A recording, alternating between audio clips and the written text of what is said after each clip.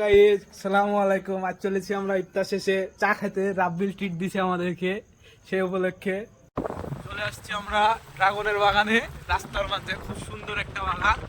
ড্রাগনের বাগানে এরকম লাইটিং করতে কে কে দেখেছেন? এরকম লাইটিং করার কারণ হলো কুয়াশাতে যেন ফুলগুলো নষ্ট না হয়ে যায়। এটা অনেক ব্যয়বহুল এবং দেখতেও ভালো লাগে। আমরা বাইকারদের শখই অন্যরকম। 5 টাকার চা খাইতে আমরা 100 টাকার তেল পুরাই। এটা শুধুমাত্র একজন বাইকারই বুঝতে পারবে। অবশেষে 100 টাকার তেল নিলাম এবং আবার রওনা দিলাম।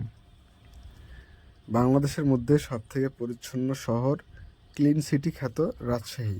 আপনারা সবাই এ সম্পর্কে জানেন।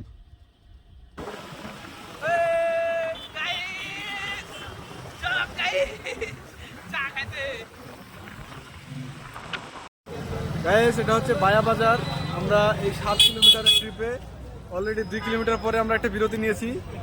আর এটা হচ্ছে আমাদের সেন্টার পাইলট।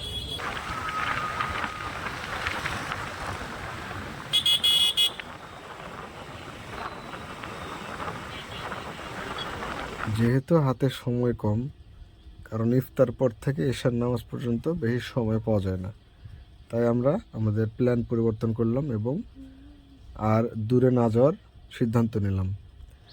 তাই আমরা রাজশাহী শাহ মখদুম বিমানবন্দর মেইন গেট সংলগ্ন রাস্তার ধারে এখানে চা অর্ডার দিলাম এবং মনোরম একটি সুন্দর রাস্তার দৃশ্য এবং চা উপভোগ করলাম।